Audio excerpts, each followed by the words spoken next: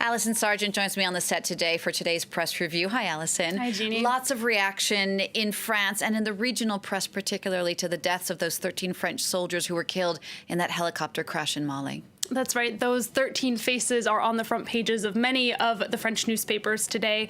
7 of the soldiers were from a helicopter regiment based in Pau, which is in the southwest of France. Regional papers, as we see here, paying tribute to them. This one is called L'Éclair. Meanwhile, Le Dépêche has a headline, "The Southwest is in mourning." They remind us that this was the heaviest loss for French soldiers in the Sahel region since they were first deployed there back in 2013. It's also the heaviest loss in a single incident that France has seen in an operation abroad in 36 years. Not just the regional press, Alison, but also national press here in France has been paying their respects. That's right. We see their photos again here on the front page of Aujourd'hui en France. The paper writes in their editorial that the fight against Islamist groups in the Sahel region is becoming deadlier and deadlier. Particularly, they remind us, for African soldiers. That makes it impossible, they say, for France to leave the region, but also harder and harder for France to continue alone the fight there, being virtually the only foreign power. France's Catholic paper La Croix, meanwhile, also laments the fact that other European countries haven't been helping France in the Sahel when they say, all EU countries are potential targets for jihadist attacks. And it has to be said that even the deaths of these soldiers isn't making front pages anywhere else in Europe except for France today. Now, Europe might not be reacting to the tragedy of those 13 deaths, but papers in the Sahel region where the accident happened do have a lot to say. That's right. Papers there saying that these soldiers died not only for France, but also for the entire region. This paper from Burkina Faso writes that the French army remains, quote, the only real deterrent against the forces of evil. Another paper also from Burkina Faso is wondering just how many casualties France is going to be able to take before public opinion in France turns against that military operation, especially because the paper notes that these deaths come at a time when no one is really shy about questioning whether or not this mission is still useful.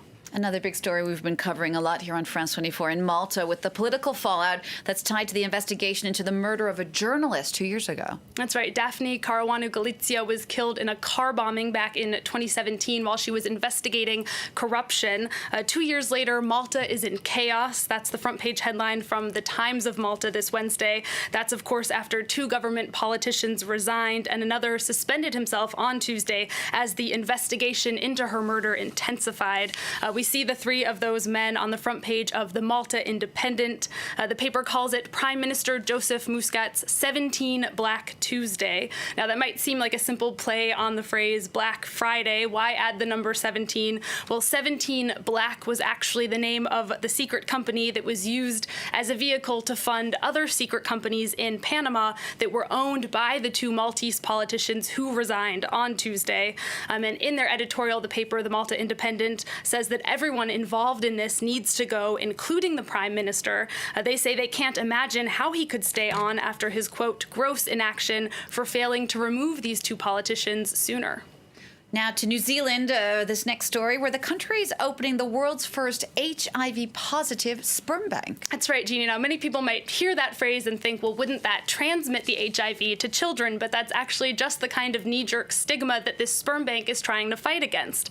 The New Zealand Herald reports that the donors are people who are technically living with HIV, but thanks to treatment, the amount of the virus that's in their blood is so low that it can't be detected, and more importantly, it can't be transmitted. That's either through sexual intercourse or from parent to child.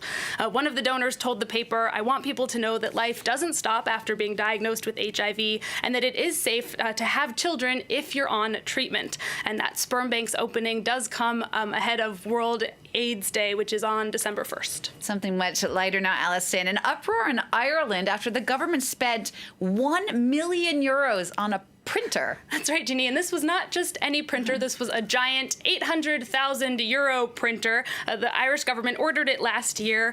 You can see it here pictured behind me. It's quite huge, 2 meters high about and 2 meters wide, so you could fit both of us in it, I think, pretty comfortably. Unfortunately, though, the printer would not fit inside of the Irish Parliament. They had to spend another 200,000 euros storing the printer while they renovated the Parliament building. That put the price tag at around €1 million. The worst part is now that it's finally finally been installed, none of the staff want to operate it. They say that they need more training.